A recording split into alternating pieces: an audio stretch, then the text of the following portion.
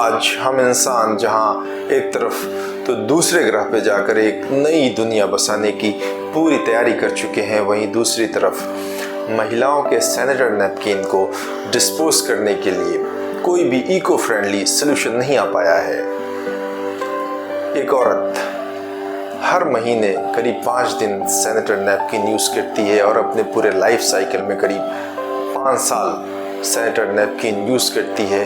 भारत में हर साल 1200 crore pad use होता है और यूज़ होने के बाद वो कचरे में फेंक दिया जाता है।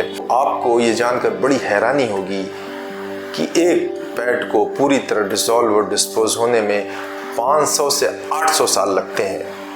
यानी जो पहला सैनिटरी नैपकिन कभी बना होगा, यूज़ हुआ होगा, वो आज भी हमारे इन्वायरमेंट में मौजूद है और ये हमारे इन्वायरमेंट के लिए एक बड़ा खतरा है। तो इस पूरी बड़ी प्रॉब्लम को सॉल्व कर रहे हैं अजिंक्य। पुणे के रहने वाले अजिंक्य ने एक कंपनी बनाई जिसका नाम रखा पैड केयर।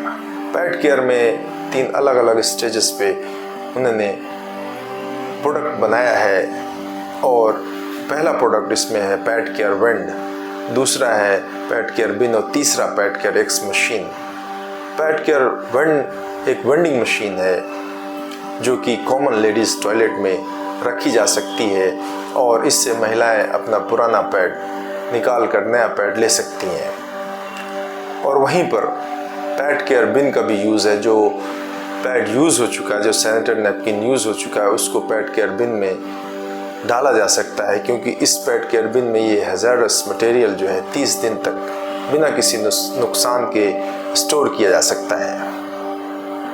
और जो तीसरा प्रोडक्ट है वो है पैड केयर एक्स मशीन, जो कि करीब 8 फीट ऊंची मशीन है और जिसका वजन है 1000 किलो यानी 1 टन। और इस मशीन के लिए अजिंक्य को पेटेंट भी मिल चुका है, क्योंकि नॉर्मल टेम्परेचर और प्रेशर पर ये इस पैड को रिसाइकिल करके एक हाई क्वालिटी का गुड पल्प और प्लास्टिक बनाती है।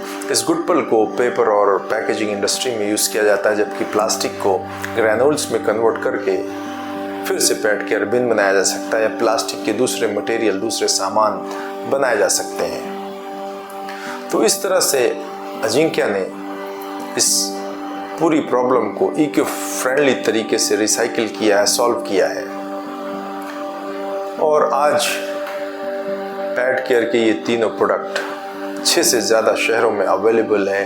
1 लाख से ज़्यादा महिलाएं इनके इन प्रोडक्ट का यूज़ कर चुकी हैं और 150 से ज़्यादा कॉरपोरेट्स में, एयरपोर्ट्स में और कंपनीज़ में इनके ये प्रोडक्ट लग चुके हैं। अजिंक्य, जिनकी उम्र आज की डेट में 28 साल है, वो रायगढ़ डिस्ट्रिक्ट के एक छोटे से गांव में पैदा हुए और वहीं से उन्होंने अपनी स्कूलिंग पूरी की। उसके बाद वो पुणे में शिफ्ट हो गए और पुणे में जब आए तो वहाँ से उन्होंने इंजीनियरिंग की, मैकेनिकल में। इंजीनियरिंग करने के बाद उनकी जो पहली जॉब थी वो इसरो में थी एज ए R&D इंजीनियर। उनको जो प्रोजेक्ट मिला वो लैंड फिल करने का प्रोजेक्ट मिला। जब वो अपने साइट पर गए और वहाँ पर उन्होंने देखा कि जो जगह है, ज़मीन है जहाँ पे कचरा फेंका गया है, वहाँ पर जो रैक पिकर्स है, कचरा बिनने वाले हैं, वो अपने हाथों से इन पैड्स को इकट्ठा कर रहे हैं। तो ये देखकर वो बड़े हैरान हुए। वहीं से उन्होंने अपनी माँ को फ़ोन लगाया कि माँ, ये बताओ तुम सैनिटरी नैपकिन को कैसे डिस्पोज करती हो। तो माँ ने बताया कि बेटा, मैं यूज़ किए हुए सैनिटरी नैपकिन को पेपर में रैप कर कचरे में डाल देती हूँ। तो वहीं से उनके दिमाग में आया कि क्यों ना एक ऐसा इको फ्रेंडली सोल्यूशन बनाया जाए जो महिलाओं की हाइजीन और प्राइवेसी को भी मेंटेन करे और एक बड़ा बिजनेस भी बनाया जा सके। तो ये इस आइडिया को जब उन्होंने अपने परिवार को बताया, यानी अपने पेरेंट्स को, तो अजिंक्य बताते हैं जब मैं बता रहा था तो उस वक्त मैं रो रहा था, पर मेरे माँ बाप बहुत खुश थे कि उनका बेटा एक सोशल इम्पैक्ट क्रिएट करने जा रहा है। और जब अजिंक्य ये अपनी पूरी स्टोरी शार्क टैंक में लेकर आया शार्क्स को, उन्होंने जब अपनी ये कहानी सुनाई तो सारे शार्क्स के मुंह से निकला, wow, what a genius boy, what a noble cause.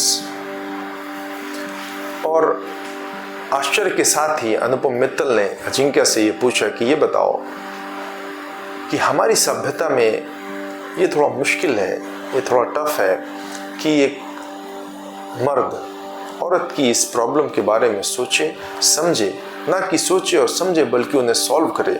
ये कैसे पॉसिबल हुआ, ये कैसे हुआ? तो अजिंक्य ने बताया कि मेरा जो परिवार है उसके अंदर बड़ी ओपननेस है। मेरे पेरेंट्स, मेरे माँ बाप ने हमेशा एक ओपन माहौल दिया। जब भी मैंने कोई सवाल पूछा उन्होंने बड़े ही पोलाइटली और जेंटली उसका जवाब दिया।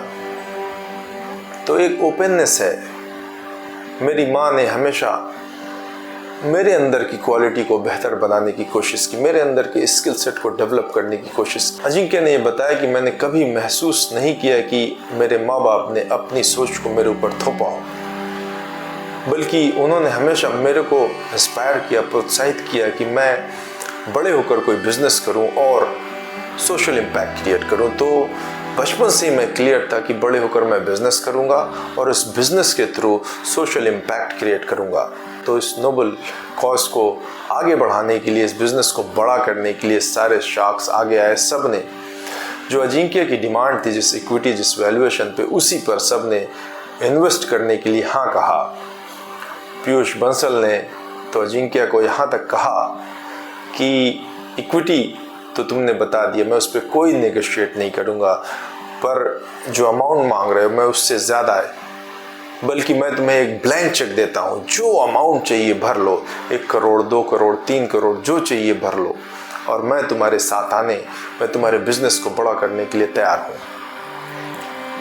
तो इस तरह से सारे शार्क ने खुला ऑफर दिया। 4 शार्क ने मिलकर एक डील दिया जिसको अजिंक्य ने एक्सेप्ट किया और आज ये कंपनी एक बड़ी कंपनी बनकर सामने आ गई।